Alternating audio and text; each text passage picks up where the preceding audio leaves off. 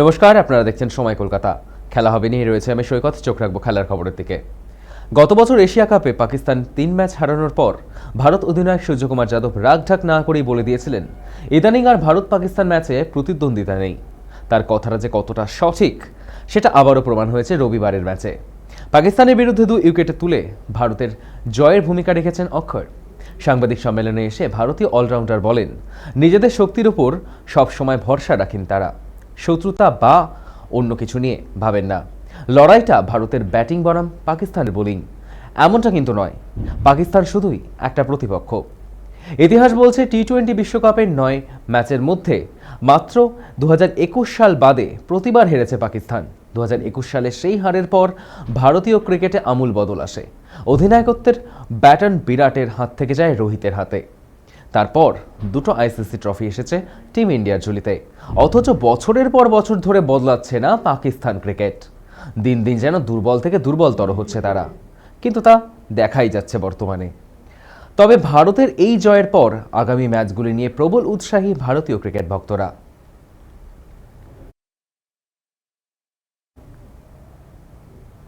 রবিবারের আগে টি-20 বিশ্বকাপে সব মিলিয়ে 8 বার মুখোমুখি হয়েছে ভারত পাকিস্তান। তার মধ্যে 7 বারই ভারত জিতেছে। পাক ভক্তদের আশা ছিল এবারের বিশ্বকাপে সেই ছবিটা পাল্টে দেওয়া যাবে, কারণ টুর্নামেন্টের সব ম্যাচ শ্রীলঙ্কায় একই পরিবেশে খেলেছেন পাকিস্তান। আবহাওয়া, পরিবেশ, পিচ সমস্ত কিছুতেই অনেক বেশি মানিয়ে নেওয়ার সুযোগ পেয়েছেন সলমান আলী আঘারা।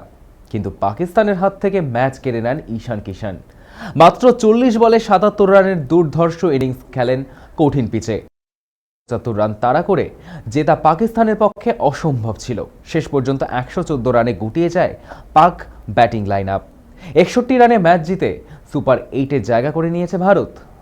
ম্যাচ শেষ হতেই ভাইরাল হয়েছে পাক ভক্তের হতাশার ভিডিও। সেখানে দেখা যাচ্ছে ব্যাট দিয়ে মেরে টিভি ভেঙে ফেলছেন এক পাক ভক্ত। টুকরো টুকরো হয়ে যাওয়া টিভির ভিডিও নিজেই শেয়ার করেছেন সোশ্যাল মিডিয়ায়। কথায় বলে, হিস্ট্রি রিপিট হটসেলফ। ম্যাচের পর টিভি ভেঙে চুরমার করলেন পাক ভক্তকুল।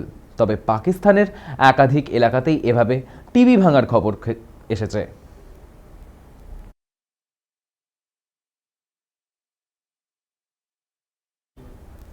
ম্যাচ নিয়ে পাকিস্তানের নাটকের শেষ ছিল না প্রথম থেকেই।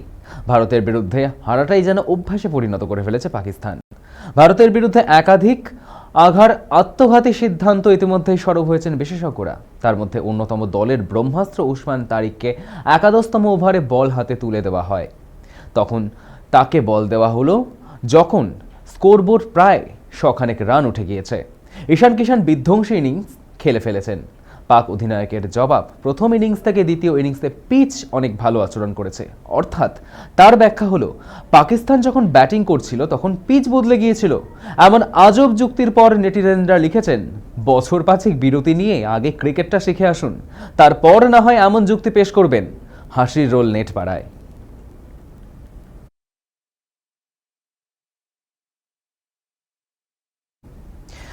ভারতের বিরুদ্ধে মাত্র 2 ওভার বল করেই 31 রান দিয়েছে শাহিন।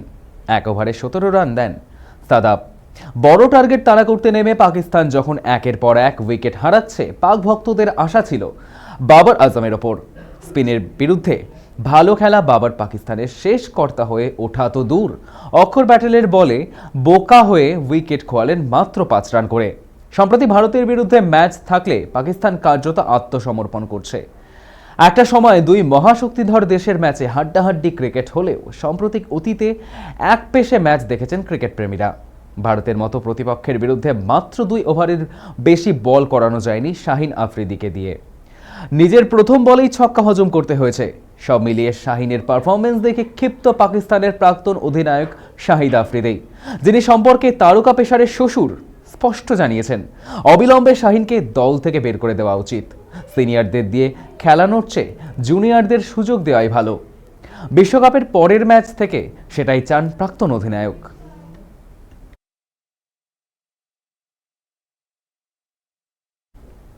আইএসএল শুরু হয়নি। সোমবার প্রথম ম্যাচে নর্থ ইস্ট ইউনাইটেডের বিরুদ্ধে নামার আগে ইস্টবেঙ্গল কোচ অস্কার ব্রুজের দলের চোটাঘাতের তালিকাটা দেখে যে কোনো লাল হলুদ সমর্থকের কপালে চিন্তার ভাঁজ পড়তে বাধ্য। নাওরেম মহেশ সিং, কেভিন সিবিএ, মোহাম্মদ রাকিবের চোটে ছিল। রবিবার অনুশীলনে দেখা মিলল না সল ক্রেসপোরও। কোচ জানালেন অসুস্থ থাকায় তিনি ম্যাচে আসেননি। ঘরের মাঠে ম্যাচ দিয়ে এবারের আইএসএল শুরু করতে চলেছেন আনোয়ার আলীরা। দ্বিতীয় একমাত্র কলকাতার দুই প্রধান ছাড়া এই টালমাটাল বাজারে অন্য কোনো দলই সারা মরশুমে অনুশীলন চালিয়ে যায়নি। তৃতীয়ত, এই নর্থ ইস্টে নেই আলাদিন আজরাই। আইএসএলের টালবাহানার মধ্যে দিয়ে তাকে অন্যত্র ছেড়ে দিয়েছে পাহাড়ের দলটি। সোমবার লাল হলুদ জার্সিতে অভিষেক হতে পারে হিরোসির পরিবর্তে নবাগত বিদেশি ইউসুফ আজজারির।